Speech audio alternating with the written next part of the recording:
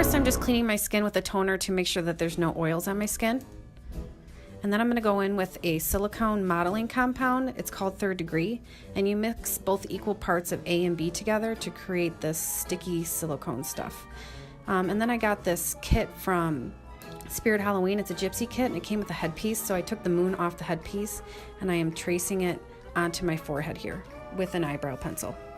Okay, so now I'm just taking the silicone, and I'm going to use this little spatula to apply it in the shape of the moon. So anywhere that I trace the moon, I'm going to apply the silicone to.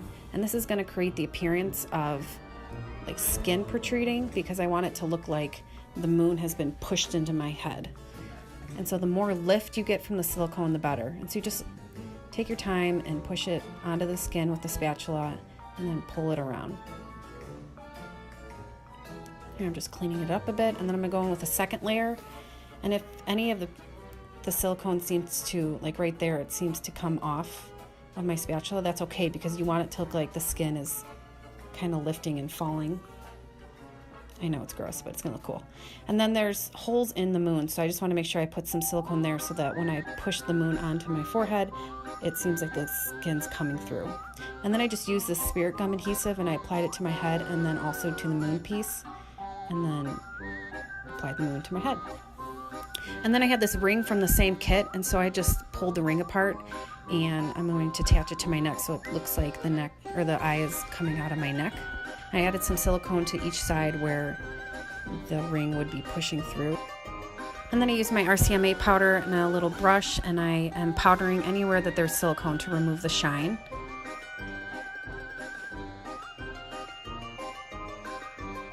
And then I just went in with my NYX foundation, apply that everywhere. Just take your time around the moon.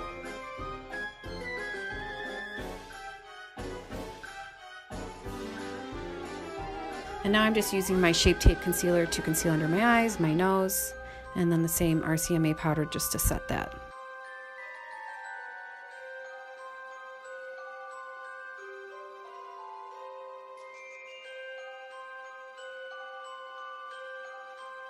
And then I'm just removing it with this small brush. Okay, and then I'm going to go in and fill my brows, and I want my brows to be like thick and really angled, so really pointy at the top, and then bring them really close to the nose and bushy at the end there so that they look scary.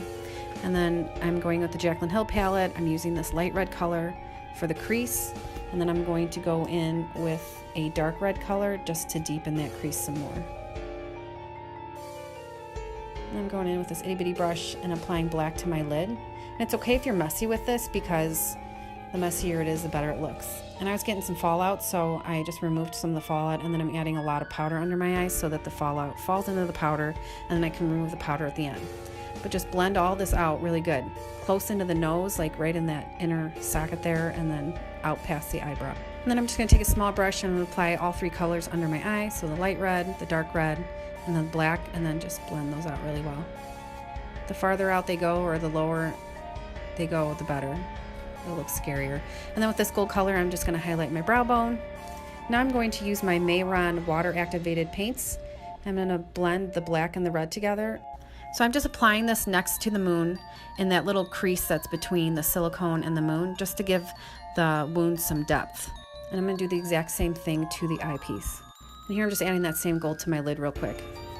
And here I'm going in with the Wet n Wild palette, and I'm just using the flesh tone colors to cover up any of the silicone that's peeking through.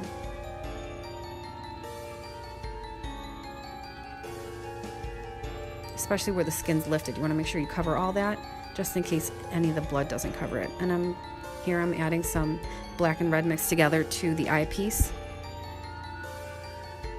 just to deepen that up a little bit. And then the flesh colors again to cover up any of the silicone.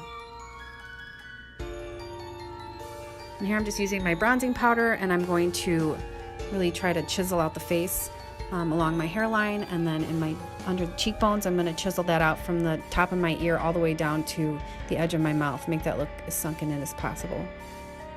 We want her to look dirty and scary. And then I'm using the same powder and just really contouring my nose. I put a lot on there. I want it to look really dirty. And I'm adding some black just to deepen those contours under my cheekbones, and then I'm also going to add it to the forehead just to make it look a little dirty up there too.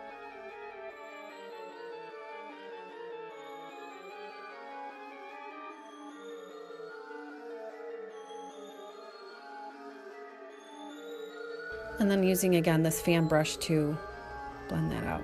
And I'm using a liquid liner, and I'm going to start tracing out some veins under my eye.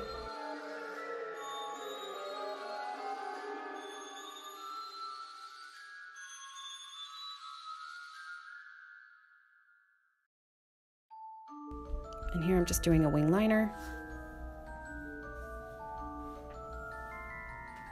Then I'm taking that red color, the water activated paint, and an artist brush from, I think, Hobby Lobby. And I'm painting red next to where the black veins are. Next time I would do the red first and then the black. It would be a lot easier. Just filling in where I think the red should be next to each vein. And I'm going to take the Wet n Wild palette again, the cream paint, and start patting that around the moon. I'm trying to make it look like the wound is irritated, like the skin around the wound is irritated. And so I'm just taking a little bit of that red color and then blending it out with my finger.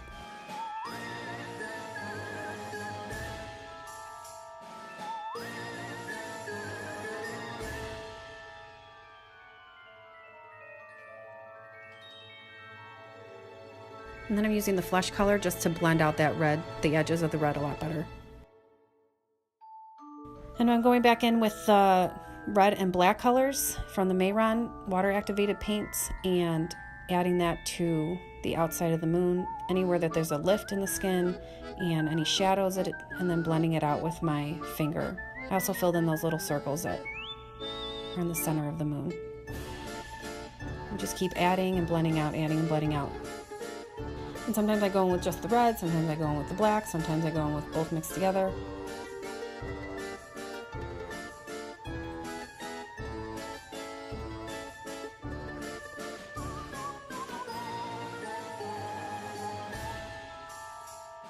And I'm just doing the same thing to the eyepiece.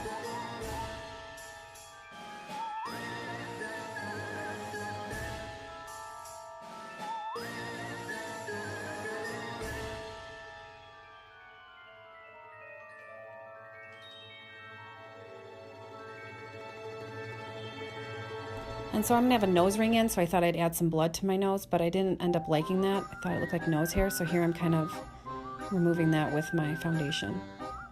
And then I'm using the black water activated paint color to fill in my lips.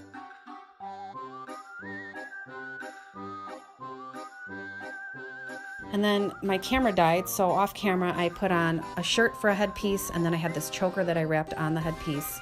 And then I have the headpiece that came with the kit, and I added that. I also added some contacts, put my earrings back in, and I glued some spiders to my chest. But I'll put all that information of the things that I used in the bottom bar. Alright, so now I'm using scab blood or coagulated blood gel and adding that to the wound with a brush, and then I blend out wherever I need to with my finger. This is like a really dark blood, and so you want to put that close to the moon so that it looks like old blood.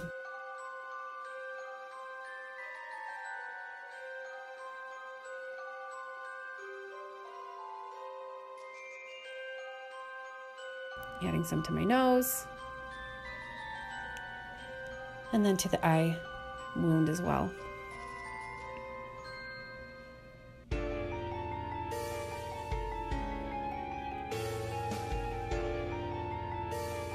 So then this is the vampire blood. This stuff shoots out of the container fast, so be careful with that. This is supposed to look like fresh blood. And so just pour that wherever you think.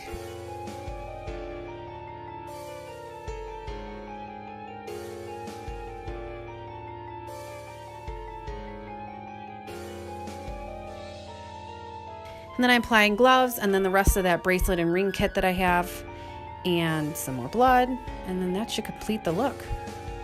Thanks so much for watching.